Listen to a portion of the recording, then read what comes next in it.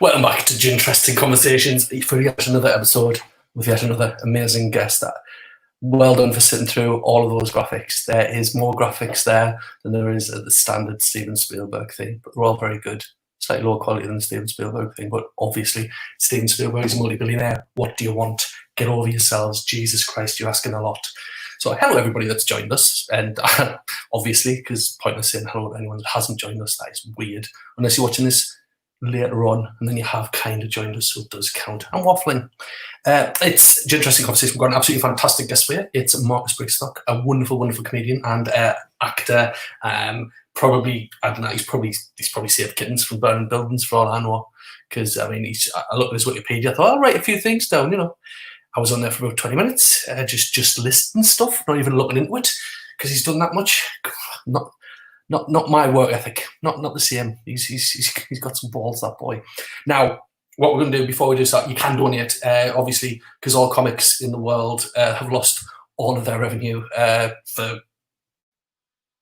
ever, up until the absolutely pointless government decide that we can do comedy. We can have live theatres open, but obviously we can't perform live in them. So if you want to donate, we have got a page where you can get us a single for £5, a double for 10, or a triple for 15, which is ridiculous prices. That's not Newcastle prices. Or you can order at the table an amount of your choosing. So if you wish to do that, you can. Enjoy yourselves, enjoy the interview. But let's get him out here. I say get him out here. He doesn't have to move. He's in front of a camera. This isn't a normal interview, ladies and gentlemen. Please welcome the wonderful Marcus Birdman. Marcus Birdman. It's not Marcus Birdman. I know literally two Marcuses. It's Marcus Brigstocke. Yeah, but we both Marcus B. I mean, bollocks. Marcus B. I just said Marcus stuff. Marcus B. If I took a B. What a tit. Hello, Marcus. How are you? Hello, mate. Nice to see you. You're right. I'm bloody tip top. That is a spectacular background you've got going on there. Look. What's that about? What is it? I'll tell you what it is, man. Rachel and I have been trying to do a few online gigs, and it's weird. And we worked out early doors that like they look bad enough with this going on. Yeah. At least if you've got some fronds, fucking stick them up, make it look like something, you know. So I just want to see the antique fireplace that was just an original feature. You know what I mean? Whatever. Beautiful. That is a very nice background. You look like you're in the Phoenix Club or something. Yeah, exactly. That's what I'm going for. Is that what you're going for? Or like the partition through to the kitchen/toilet area in a caravan. Well, exactly. Yes, exactly. I'll tell you what. There was no flies hitting that wall. No, exactly. Flies are weirdly cowardly about these, aren't they? Yeah, exactly. Like, because flies, if you're sitting still for long enough, they'll attempt to drink the salty tears from your eyes. Yeah, anything. Yeah. A few bits of dangly string, though, and your average fly's like, not going near that. No way. I'd rather eat shit. Absolutely, exactly. They literally eat shit, and they're terrified of stretched plastic and multicolored. They're absolute idiots. So you've been the same as everybody else. You've had a lot of your work taken away, I imagine. I've had almost all my work taken away. My first move was to ring the people at Experian and see whether my own data self could bail me out, or at the very least keep my credit rating at a reasonable level, so that when this shit's over and the debts are bigger than my actual fucking house, that I might in some way be okay. But Experian said they didn't know who I was. And please get off the line. They had some real people ringing. That'd be handy. Have you ever, that advert where it's literally two of you? Have you ever thought, would you have had a go of yourself? Yeah, of course I would. Of course I would, because I have in real life, haven't I? Many times. So I already know how it all works. I know what I want, and it's not that I find myself attractive, but I am at least used to it. Exactly. I think I'd be a very tender lover. Yeah, of course it would. Or I'd treat it. But then if he didn't do the things that I really like, I'd be like, what is your game? Where's all this coming from? This is weird. I don't like that. Imagine if he was into like some really weird. You're like, what? Where are you from? Yeah. Where did you even find that? Is this online? Is this what you're doing there? And then you charge me for it. That's genuinely one of those really lovely questions. I'd not considered that. Loads of people have gone, how did they do that? So how do you have to film both parts? Would you have a go? Yeah, I would. Well, like I said before, I'm not Michael Parkinson, and thank God. Imagine. So would you have a go of yourself if you could have Anyways, it looks out on Friday. I tell you what, the guy who played my body double in those adverts, a lovely, lovely bloke called Henry Heathcote, and I did have to get quite intimate with him during the filming. There were several times I had to basically mount him. So yeah. Lovely bloke. I don't know if I can say this actually, but while we were filming, he was being recruited by MI5 or 6 because he's fluent in Mandarin. Really? And like really properly fluent, because there's all sorts of different versions of stuff depending on where. And they were trying to scoop him up, and then they obviously realised he's a bit of a tit as well. So I mean that in a good way. Yeah, he's a good actor.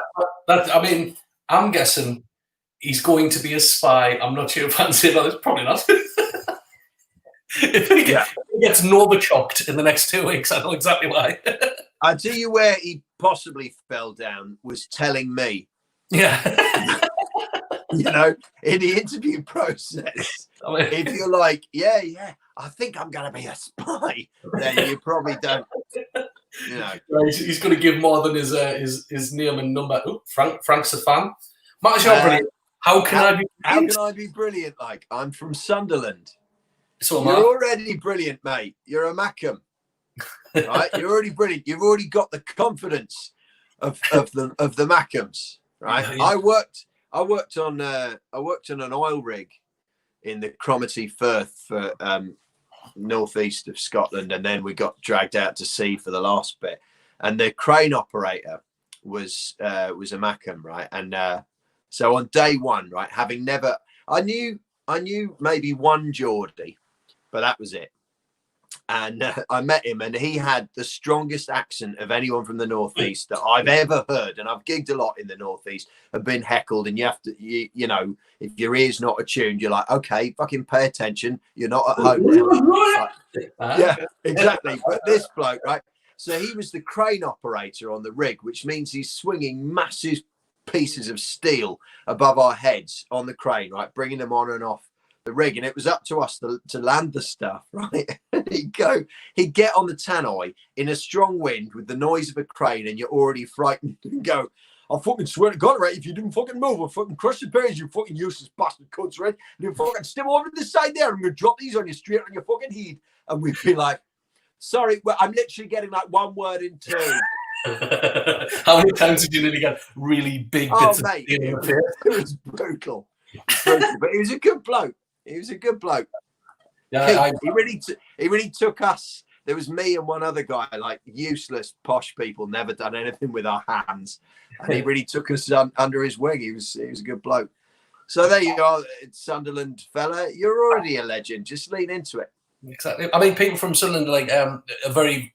We get along with. It's like Billy Connolly says. We'll get on with the actual posh, and we'll get on with the and the proper low echelons. It's the middles that we just can't get on. Yeah. Problem. Like the truly posh, right? The real posh, and you have to set aside Jacob Rees-Mogg here, but I mean like the real posh. They're fantastic. They're all skint. The real posh, they're all skint. They've got no money. They've got no idea about anything, but genuinely good company, and they'll have a go, whatever it is. Oh right, yeah, brilliant. And can drink like nothing else. Oh my God! Well, you know Sir Tim Fitzhugh. Yeah, Tim Fitzhugh. He's the real deal. You know? He is a legend. That man. If anyone gets a chance to see this man live, he is one of the nicest human beings I have ever met in my life.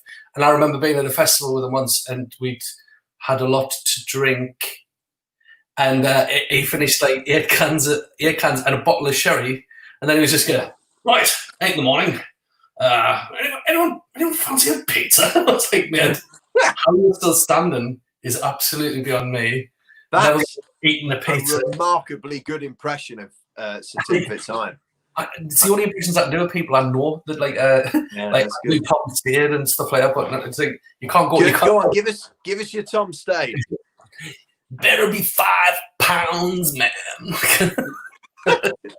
Yeah, I've been. If you can't see that, because I've been gigging so fucking much, I don't even know which way I'm going. I once did Rich Hall just before Rich Hall came on at a gig. Obviously, I knew he was on next, but I thought it'd be funny to do it because he was on the bill. And I thought he'd find it funny, and I went out, and I went, look, Rich Hall's on in a minute, but I'll give you a preview of what you're going to see. And I went, hey, you sitting down the front there, you wearing the shirt. Come on, you're going to be known as Shirt Boy. Yeah. Right. So I did that for a while. That's fucking Shirt Boy sitting there, and he's looking up at me thinking, how do I become this decrepit? Right. And Rich obviously didn't find it funny at all. Uh-oh. Yeah. Came on, stony silence. Oh. Who else can you do from our world? I'm good at Canadians. I can do Craig Campbell. I know what you're thinking. You're looking at me going, this guy likes wood. Yeah, that's good. That's as much as I do. I generally do a reasonable Maxwell. I mean, we've all been shouted at by Andy Maxwell at fucking one time or another. Marcus, you've got to fucking understand. I read something in a book, and now I'm going to pull the conversation in the direction of the thing I've read, and you haven't. And then we'll fucking see who knows the most. Well, there's a question for you. Is that the same shirt you wore on Lorraine this morning? Yes, it is. Thank you very much for noticing. Although you'll see this is happened since then. It's pretty warm. It's pretty warm. Just Yeah. Yeah. Look at you, clean. And that's a good one. That's not just fresh. That's Jasmine fresh.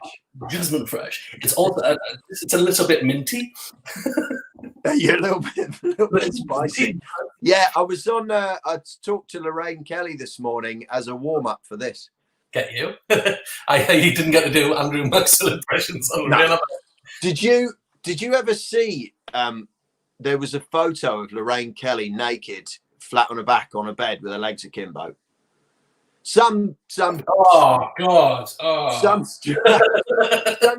arsehole, managed to get a photo of her from when she was young and used it to exploit her and embarrass her, and probably tried to, it was one of those. But it sort of did the rounds, and I remember seeing this. She's so cool, Lorraine. She's amazing. I remember the photo kind of did the rounds, and she was confronted with it on a TV show, and they showed it to her, and they went, "Is that you?" And she looked, and she went, "No, that's not me, but what a bonny looking lass, eh? I was like, yeah, that's how you deal with that. Really good. Really good. That's great. Remember, there was a story that the Viz put out about a very famous lady, who I'll not say, but it was about her with an Alsatian, and the stories about that were one of my favourite things in the world. I mean, I'll not, say what it is. I mean, our husband's dead now. God rest him. I'm sure the magic circles were more light. But it's it's such a good story. But so you were saying I was going to ask you about the oil rig. You went and worked on the oil rig. That's a very masculine job there, Marcus. Yeah. How very dare you? There was no flies on that oil rig. No, I'll tell you what it was, right? So after I'd been to drama school, I was working genuinely. I was working, not making a lot of money, but I was working as a podium dancer. That was in nightclubs. Right. So I was working as a podium dancer in nightclubs, most weekends, sometimes during the week, not making a lot of money, but having a really good time. And like a lot of drama school graduates working part-time as a dancer, my father came in and said, would you like to work on an oil rig? And I said, as old as time. Exactly. Like anyone, I went, of course they would, but how many people are they seeing? Like Billy Elliot at sea. Yeah, I was basically, right, I shit you not. So I got the job on the rig and I was still working as a dancer. I was living the life of Alex from Flashdance, right? Welder by day, dancer by night. And I didn't really tell any of the lads on the rig that I was also a dancer. I used to sneak off and climb down inside. You can go down into the leg on a rig, basically, because there's all these like chambers in there that they let air in and out depending on what height they need the rig and stuff. But ballast, that's it. And I used to climb down in there with my music and go and have a bit of a dance. So yeah, good times, man. It's like when he was in the factory where he's like, Yeah, exactly. What was your tune? What was your signature tune? Well, the stuff I liked best. So at that time, it was like Sasha was a really big DJ in the kind of scene that I was really into. So it was all about perfectly smooth beat mixing. And you never really knew where one tune ended and the next one began. And I listen to that now and I do find a lot of it a bit boring. It's kind of the point of it. But it was about just building an atmosphere. But the big tunes, do you remember Don't You Want Me by Felix? Yeah. Yeah, that was a massive tune for me. I absolutely loved it. Like of the commercial stuff, that was a big one. I'd go mental to that because it took forever. It had that just like underneath, and then don't you want me, don't you want me, don't you want my love, don't you want my love? It's great, man. Yeah, good times. Good times. There's obviously you used to call them Horton Feast tunes because around where I live, there's every year. I mean, I don't want to put something in a certain night, but every year there's a travelling fairground comes to town still, and that was where we used to hear all of the tunes of the day on the waltzes back then. And like every time I hear Rhythm as a Dancer, we just call it a Horton Feast tune. Mate, one of the most Rhythm as a Dancer, like apart from the ludicrous lyric, I'm as serious as cancer when I say Rhythm as a Dancer. What a tune.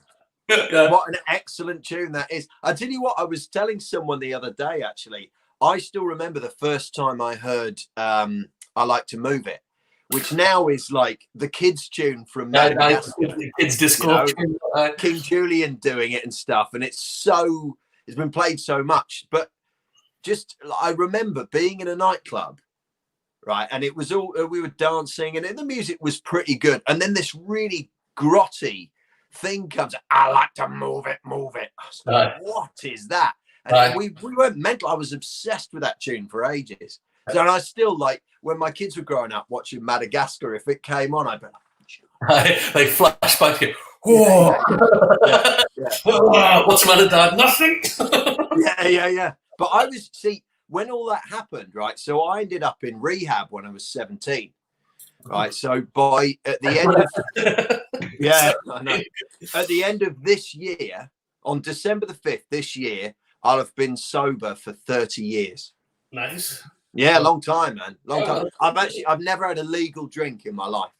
So this is like ginger cordial and a fizzy water. So I've never had a legal drink. And so when I was a dancer in the clubs, no drugs, because I was clean from all of that, right? So yeah, it was an exciting time. It's great because everyone else was off their tits, you know. Oh yeah, 100%. Like yeah. Like I mean, even the travelling fair, nobody knew that we were sneaking crisp bags of glue in, you know. yeah. We did Glue was part of what got me into rehab. Yeah. It's a very weird high, glue, because it's not really a high at all. It's just a massive number of brain cells all dying at once. Yeah.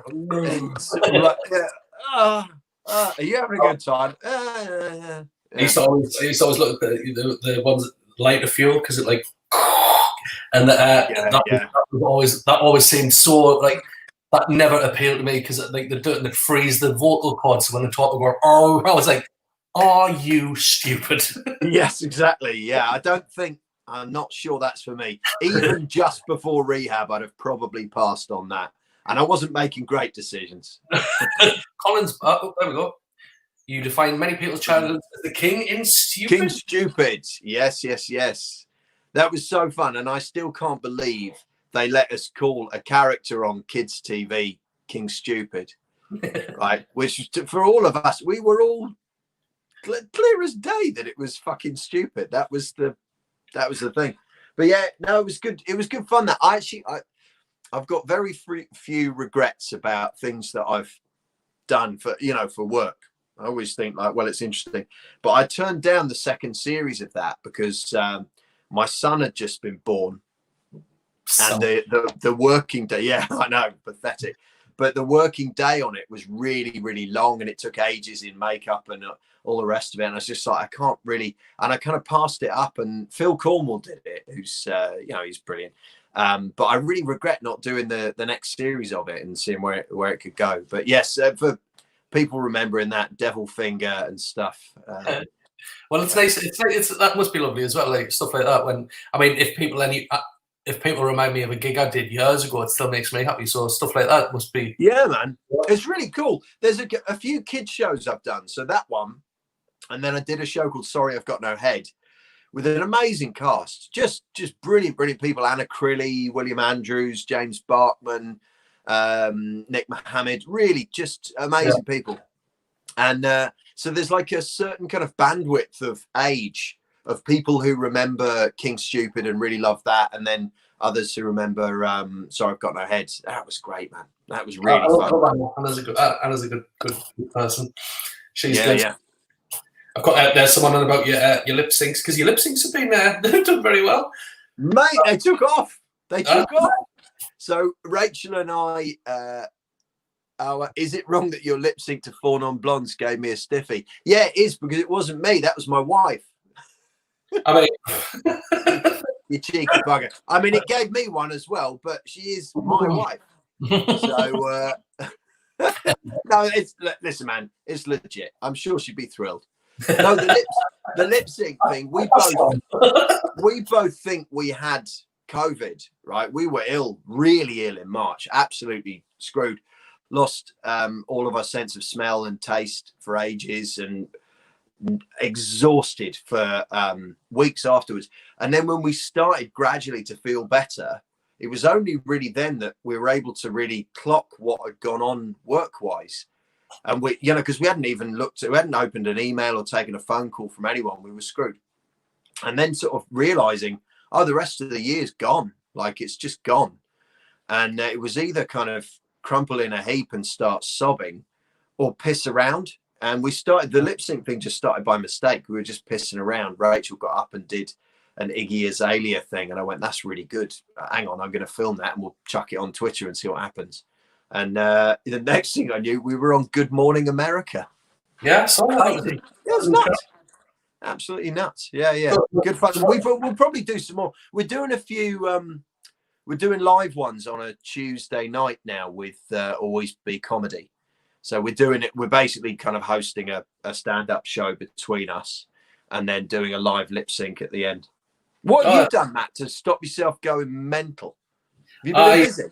Yeah, well, do you know what? Like, because I've been doing comedy 20 years now. This is my 21st year, Good man. and this is the longest I've ever gone without a gig, and I'm absolutely climbing the walls. Like, I hate it. Like, I can't not work in. Like, I can't not create stuff. I know that sounds it's what a lot of artists people say to sound profound, but it's not. I just can't. I can't sit there and just not do anything. First off, I did box office fakings, which is really good. I got all the comics that do like really cheap versions of the favorite scenes from films. Yeah. With whatever props I've got lying about. I went, don't spend any money on it. Do what you can do. Like, I did, the scene in RoboCop where he gets his hand shot off. Yeah, I put yeah. it into a rubber glove, and I just popped it and went, ah! And I did Kess, and I did 4 Weddings and a Funeral where I was fully clothed in the shower, and I was like, is it raining? I hadn't noticed. And I did loads of them. Oh my God, Andy McDowell. What was she? How did that stay? Worst line in film history, nearly. So bad. Such a good film as well.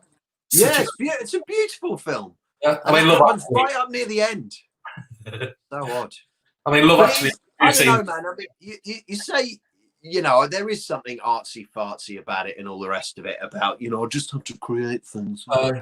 But Rob Rouse and Rob's a really good mate, and Rob was on tour with me last year, and I just love him.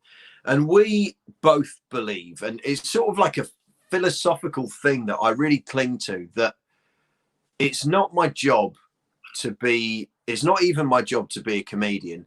It's not my job to be on telly. It's not my job to be on radio or to write books. It's not my job, really, anything to do with anybody else. My job is I make things. Mm-hmm. That is fundamentally, if you boil it down, like, what is your job? I make things. I happen to like and am best at making comedy. I mean, best of the things I can do. I don't mean I'm best at making comedy. I mean, you're terrific for a start. But yeah, my job is making things. And Rob and I are always talking about this, just reminding each other, like, if you start to feel, like people are their careers are whizzing past you, or you're not getting this opportunity or not getting that, or you blew a gig or something fell apart or something went really well, just come back to that thing and go like, well, what's your job? My job is I make things. Yeah. Did you make something today? Yeah. Yes, I did. Great. I've done my job. Yeah. And then all of the getting paid, of course it matters, because there are bills coming in that I'm literally now going, I'm not opening that. I can't. Yeah. I daren't open it, and I'm a very posh man. I'm not used to this, Well, tell a story. yeah. Yeah, it's that. Just keep making shit, man. Yeah, I've been loving it. I got an iPad just before I went into lockdown. It was the best thing I ever did, because I got a degree in design, never used it, and now I started drawing. I think I sent you your picture. Yeah, you did, man. It's great stuff. I'm putting together how many have you drawn now? 200 now. 200 comics. I need to get them down into a colouring book, and I'm gonna like put them out. I mean, it won't make any money. I think I worked out if I buy 50 and sell them at like £7 I think I'll make £40. But it's like, but it's nice for something to be out there, and I've made something, and it's nice. And I've been stuff about Boris and all that, because he's beyond. It's almost beyond. I know what's going on. It's just like, and if you want jokes about it, you just go, I'll pop the news on. I'll probably have 10 minutes. Yeah. I mean, I think, like angry political satirical stuff has been an awful lot of what I've done. And I think I was a bit ill around the time that that Dominic Cummings drove up your way. Yeah, I was a bit ill, like not just in my brain, like in my body. I really and I think what it was is just there's nowhere to take the screaming sense of injustice that I felt about being lied to like that, in that way, by so many people, and just feeling so helpless and having nowhere to go with it and stuff. And I just couldn't kind of square it, and I couldn't really do material about it, not least because everything that could be said was being said. And then this is awful, by the way, it's not going in a good direction, this, but I'll tell you the truth. I was like, why don't they care? And the reality is because they've got 4.5 more years. That's why. Yeah. It doesn't matter.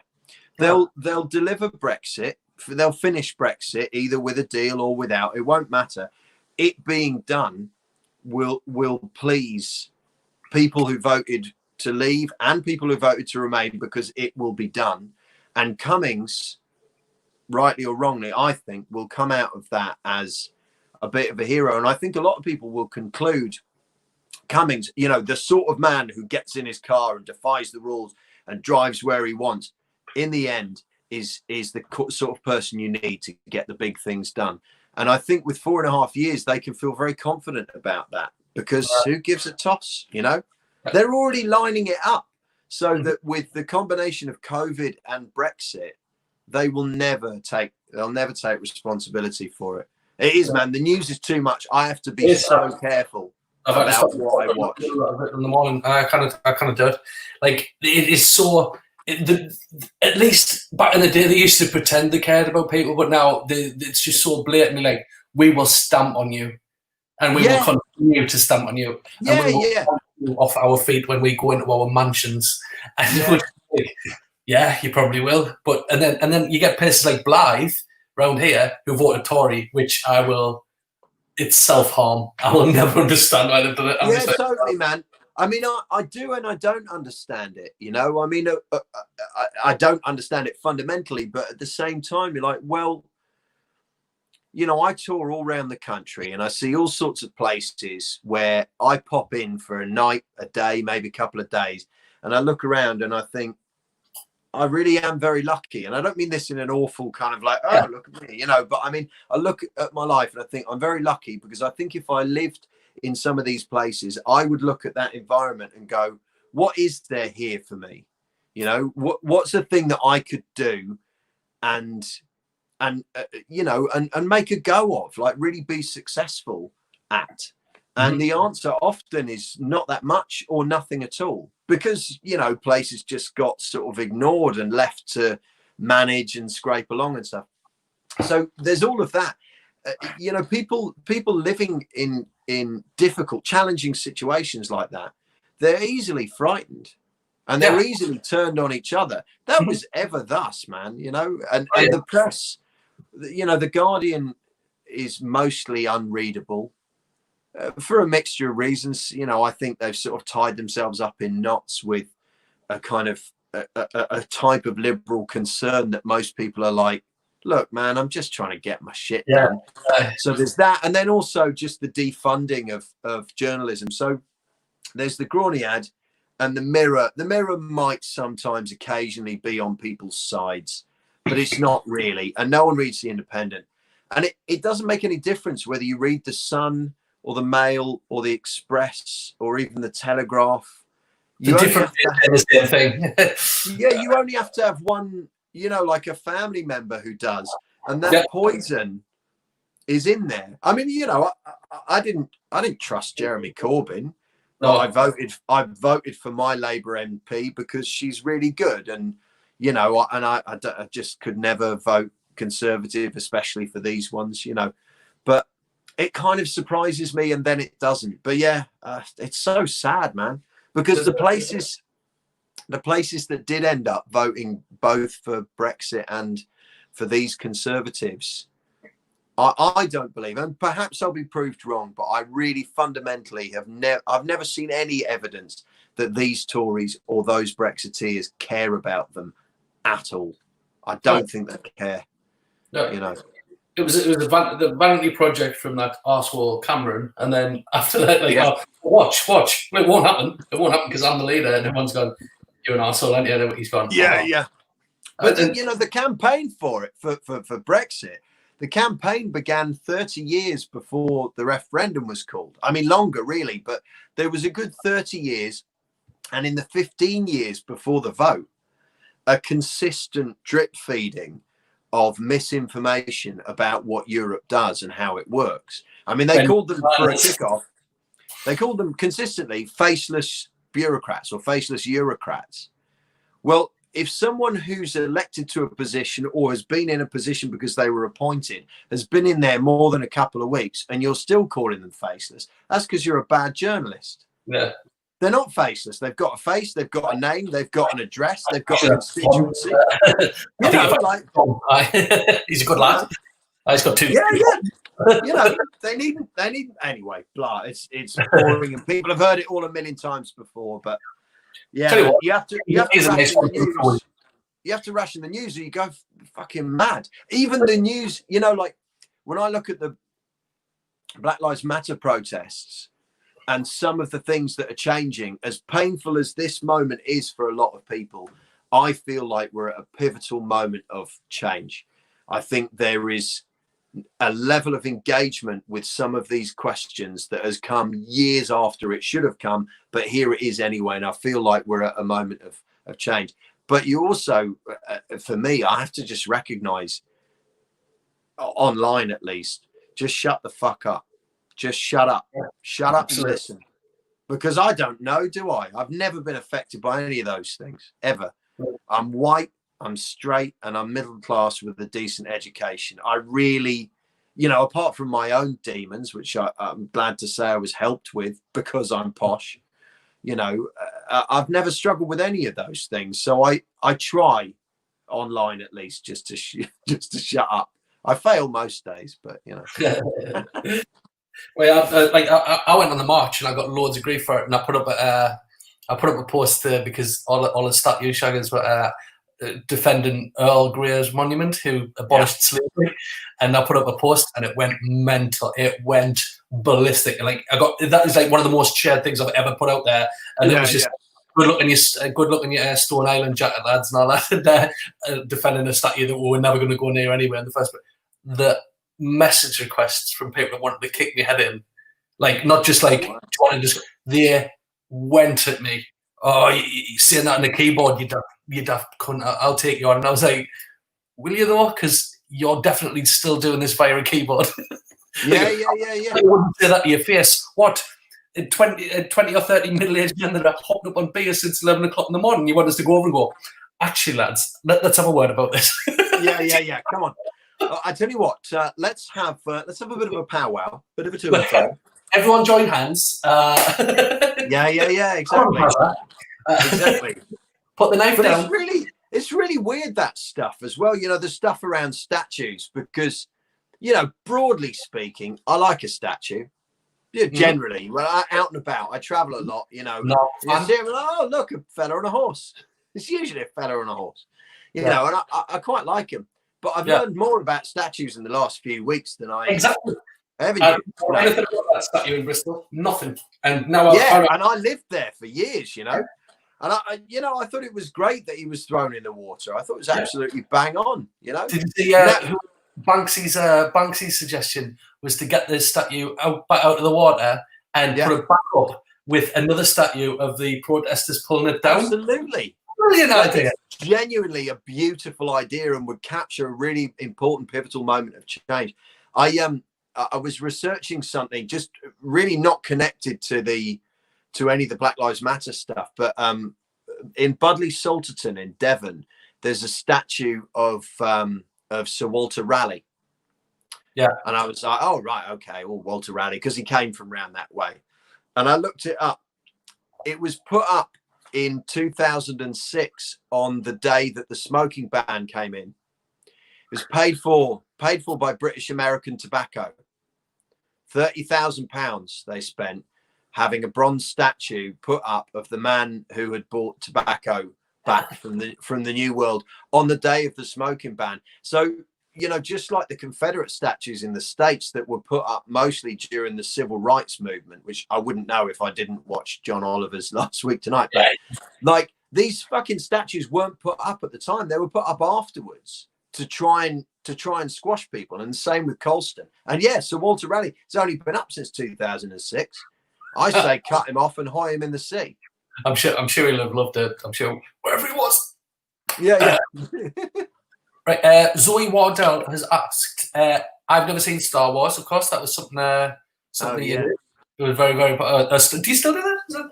No. But I might. I'm tempted to bring it back as a podcast. So for people who don't know, I'll answer your question, Zoe. Thanks. It was basically just getting someone famous to do some stuff they've never done before. And it started with Phil Dupertus, and he and I went for colonic irrigation together. That was amazing. So he had, we had, one of those therapists with just a slightly soft S, just a slightly tinkly S, like that. And she, just as she was about to push the tube into Phil's bum, he's rolled over on his side, and you can. This went out at 6:30 on Radio 4. You can hear us say, "Phil, I just need to ask, did you have something quite spicy last night?" Phil really manned it up, and he went, "Yeah, no, I did actually. Yeah, I had a quite hot curry. Yeah, a madras." And she went, "See, you might want to think about having something slightly less spicy. You've got some quite severe scalding around the anus. Coming in with the pipe now." Like, amazing. Amazing. Yeah. Some severe scalding around the anus from a madras, That is not a sentence anyone ever wants to hear, is it? At 6:30 on Radio 4. Amazing. So there were two that really shocked me. And one was obviously that. One was Nigel Havers, right? Smooth English actor, Nigel Havers. So we used to get everybody on, and unless they already had one, we'd ask them, we'd go, "Would you have a tattoo?" And obviously most people are like, for a radio show, they could go, no way, not in a million years. Because if, the age that they're on, if they're going to have a tattoo, they'd already have a tattoo. Nigel Havers went, "Would you have a tattoo?" And he went, "Yeah, why not? Yeah, okay, sure." What sort of thing? And I was like, "No, Nigel, I think you should choose it." And he went, "All right, well, I tell you what, I'll choose where it is. You choose what it is." So he chose the back of the shoulder, and I chose a scorpion. And he had a scorpion tattooed on the back of his shoulder and didn't tell his wife. Oh God! Incredible scenes. And then the other one. To be fair, I now wouldn't have her on because I think I was part of her sort of rehabilitation into charming old biddy. But Anne Widdecombe was a guest on the show. And at the time, I was like, I did a few shows with Anne Widdecombe, and I got to know her a bit. And I was like, "You've got some really toxic views, but also I can see the human being in here, And anyway, we got to the very end of the show. And I said, "Now, Anne, there is one thing that you're famous for never having done. And I don't know whether we could do it now on the show, but and obviously was leading it in the direction of she's a virgin and maybe we might have sex on Radio 4. But I didn't. In the end, I went, "So Anne, I'm pretty sure from what I've read that you've actually never had a Jaeger bomb." And I managed to get Anne Widdecombe to have a Jaeger bomb on Radio 4. Yeah, quality. Yeah. That's a decent. What would you do, Matt, if I had you as a guest on the show? Something you've never done, and it's not stuff like fly to the moon. It's things like ride a horse, all just like within reach stuff. What have you never done? Great book you'd like to read? Anything? Because I'm thinking that I can't think of I'm a fairly reckless man, and just I've done anything you've ever wanted to do. You've just gone, yeah, bring it on. Why not? Wait, snowboard. Like when we go snowboarding to, I go to Richards in the Alps, and we do altitude together quite a lot. The comedy festival that you and Maxwell set up, and I'm so bad at it. The first time I went, I broke 4 ribs. Oh my God! Did you? I didn't know. Yeah. It was the one with Minchin, and I went up because I looked like this, right, and I had all the gear. I do remember. Yeah. Because I had to host the big thing. I was going, ha, ha, ha. Yeah. God, I'd forgotten that. What did you just go over the front edge and break 4 ribs? Well, the first time I went up, like I was like 90% bruised because I look like I can snowboard. I know I do. Whereas I don't, but I really can. You can curl it up. See, I don't even know how to talk about it. You don't even know the words. But the first time I went up, I was like 90%, and I went, "I'm not doing it." And Phil Nickel, another brilliant comic, he says, "Come up with me and I'll show you." And he's very good at it. and he showed us, and he gave us the basics, and I was flying down, I was doing jumps and everything. I was like, how did I not know I wasn't king of mountains? And then the next year, there was like experienced snowboarders coming down going, it is too hairy up there for me. I was like, who's this pussy? And I went up and I was like at the top, we got above all the clouds, and the snow was just completely different. I didn't know, and I must have hit about 25, 30 miles an hour flying down the hill, and I realised that I was not in a good place. Like I wasn't balancing, and there was the edge. So right, if I just stop, I'll be fine. And I stopped, but like my body just kept going. And what I did was my elbow went into the snow, and the rest of my body went. I'm just going to see how far I can go without you. And basically, people's elbowed myself. I was getting. Oh my god! Like, being from the northeast, all these like hot snow bunnies coming down, going, "Oh hey, you all right?" And I was like, "Whatever, I chinned the mountain if anything." Blood.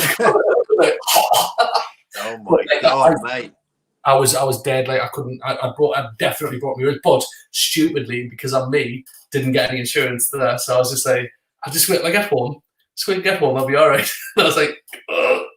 And then the plane was on the way back. As soon as the pressure changed, that was it. I passed out 3 times on the plane. Because, oh my god! If I breathed in, it hurt that much. I breathed out more than I breathed in. So I was going, and the thing is that Rufus Hound and Benny Boot were on, and I was trying not to laugh because it was the plane back was just all of us comics. Yeah. I was trying not to laugh, and I was just like, right, and I settled down for a bit, and then Benny and Rufus started handing sweets out to everybody on the plane, and everyone was like, "Well, thanks very much." And then I looked, we'd been to the sex shop in the thing, and handed everyone jelly cocks.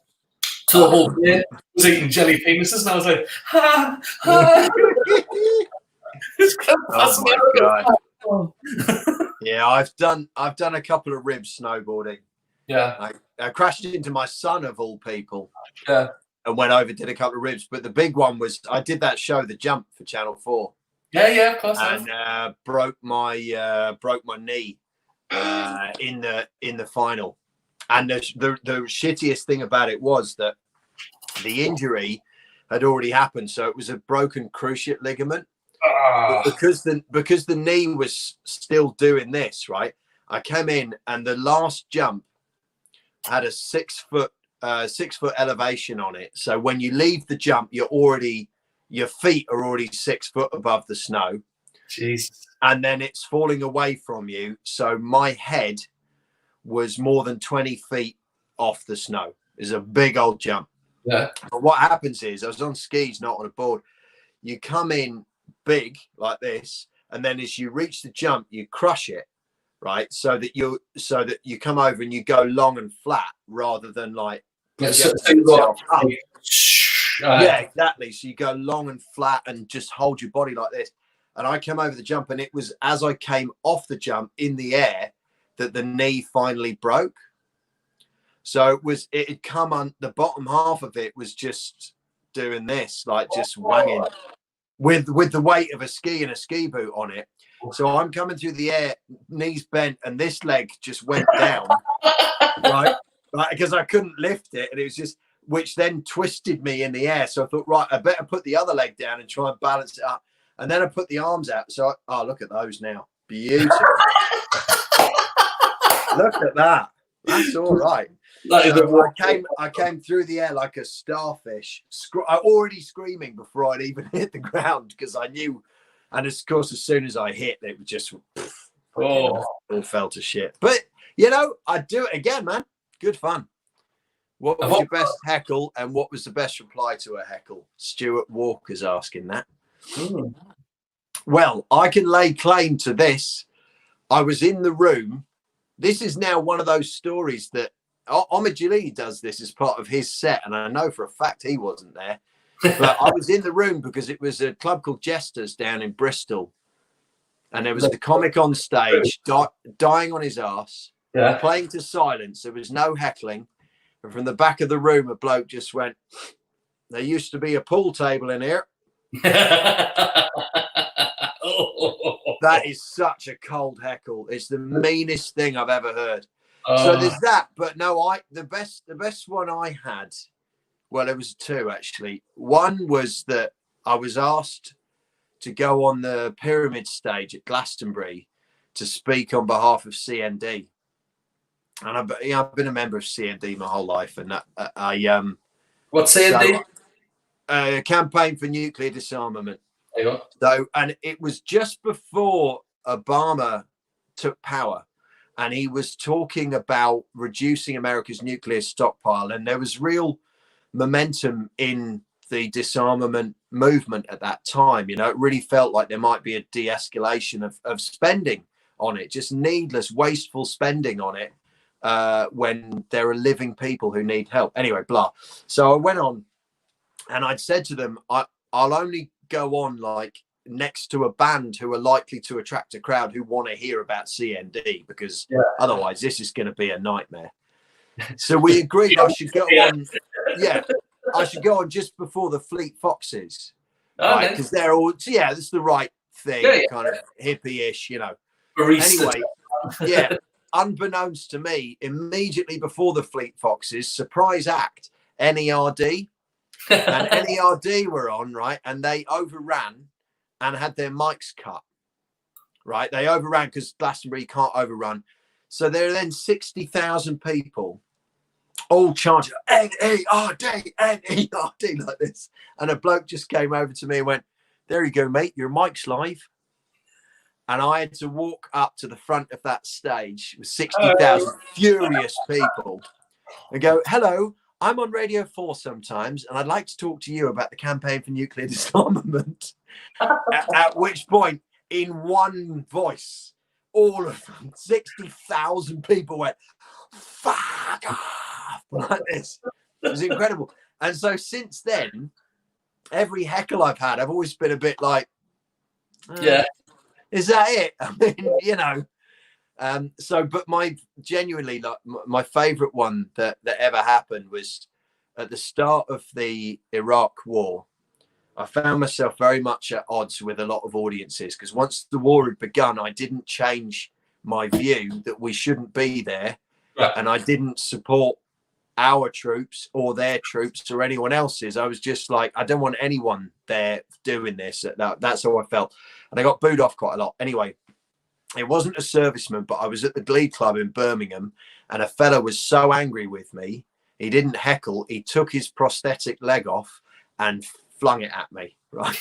I got kicked from about 10 feet away. And the gig didn't go badly. Anyway, I was on with John Bishop, and John then got bigger as a comic, and he's brilliant, you know, and he was touring around the country, and part of his set, I didn't know this, was telling people about the night the posh lad from London had a fucking leg thrown at him. I remember him telling us. Yeah. Well, that was me. And I was on in Gloucester doing a tour show, and I walked on the very beginning, and this bloke from one side of the audience went, "Is it true you once had a leg thrown at you?" And it's a weird thing. You kind of have to address it. And I went, "Well, yeah, as it happens, some time ago." And a bloke from this side threw his at me there and then, before it even started. They'd set it up with Bishop the week before. Amazing. So, so as heckles go, I think that was the best. What about you, Matt? The best heckle I ever got was Leeds Jongleurs. And it was a bloke at the back went, "Here!" He was a Geordie. And he went, "Mate!" I went, "What?" He goes, "You look like you've just escaped from Jumanji." I was like, I was like, you know what? I'll do it. I mean, I've heard wonderful ones, like someone saying, "Can we not put a tape on while there was an open spot on?" And someone went, "Which tape?" And he just went, "It doesn't matter." Oh. And that's Mick, so cool.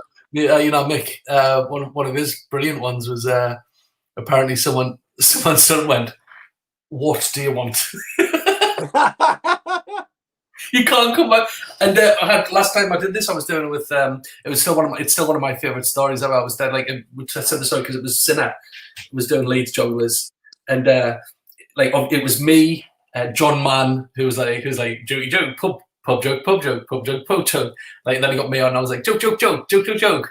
And then Sinner comes out. He's like, I'm a gay Bengali doctor. It was very hard coming out with my parents, and it was very tricky. And this again, it was a Johnny lad. There's someone, "Here, mate, what are you doing?" And Silly goes, I'm sorry, what do you mean? He goes, you just tell the stories about your life.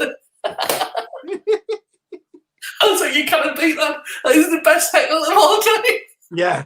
You can't just say what I'm doing. You know, going back to Tim Fitzhyam, I just remembered this, right?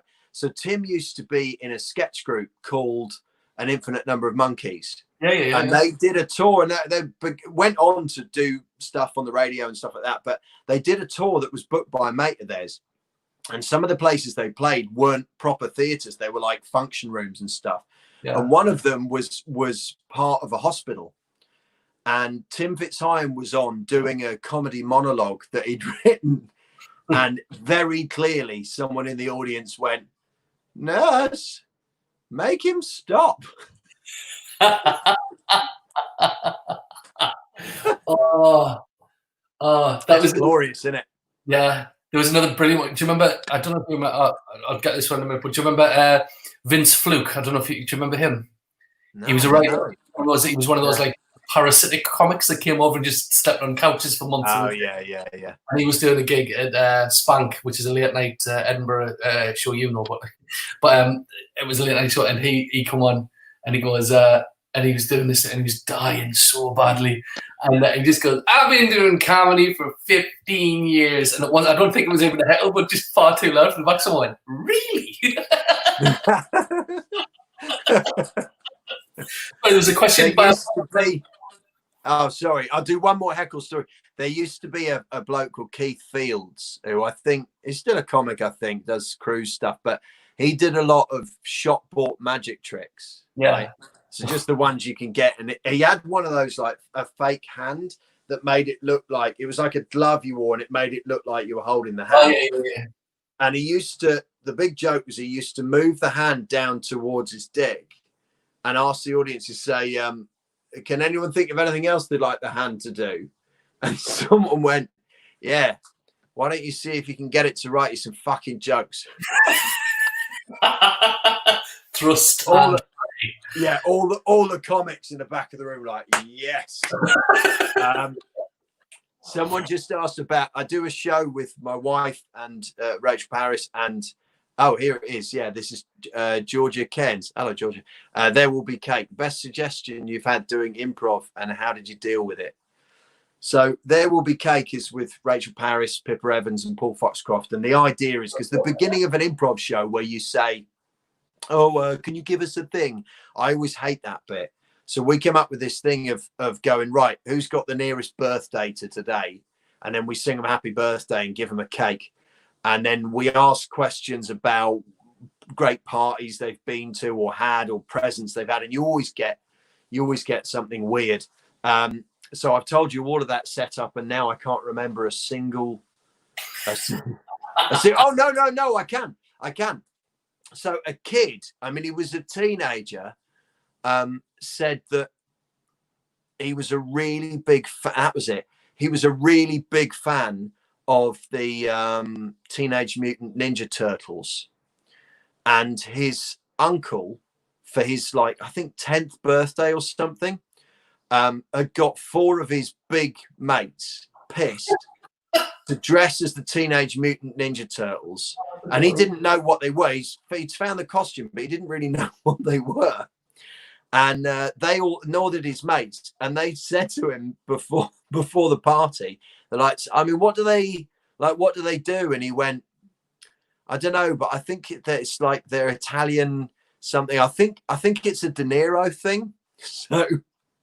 So all 4 of these pissed old men at a 10-year-old's birthday party, dressed as the Teenage Mutant Ninja Turtles, did De Niro impressions throughout the party. I'm thinking of a better birthday. I know, right? Pretty amazing. Yeah. So we did a very similar thing. I think we changed it to Power Rangers as Christopher Walken.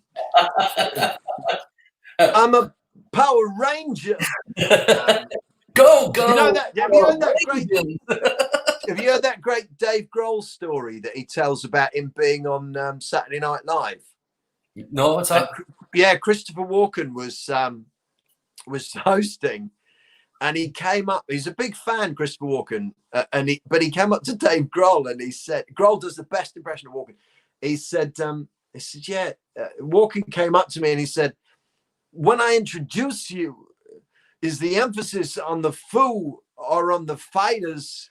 And he went, yeah, it's on some fighters. So Christopher Walken goes, ladies and gentlemen, please welcome Foo Fighters. Foo Fighters. Foo Fighters. And now I can't hear Foo Fighters without thinking Foo Fighters. Well, he's fucked up that Blue Oyster Cult for me as well.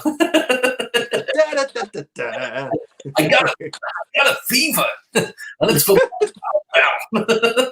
oh, so great, man. The track genuinely has got a lot of cowbell in it, you know. Yeah, that's it's great. Well, Mark, we have we've done our time, mate. It's been a pleasure not drinking gin with you. Absolutely, I don't think you had any gin either. You had a gin. It was a Sunderland gin, actually, poetic license. Oh, very nice. To be honest, though, I have not been drunk. I've been drunk once since, so it's been good for us this lockdown. Anyway. Yeah, good, man. When were you drunk? Was it March? No, it was the I've been drunk. I mean, I haven't been sober, but yeah. The same one. But I've been I just had that stand gig I did, which was lovely. Nice, man. Yeah. Well, listen, Matt, thanks so much for having me, man. This was really fun. It's nice to see your face. Nice to see you again, and hopefully see you soon. And I'll see you up in the mountains.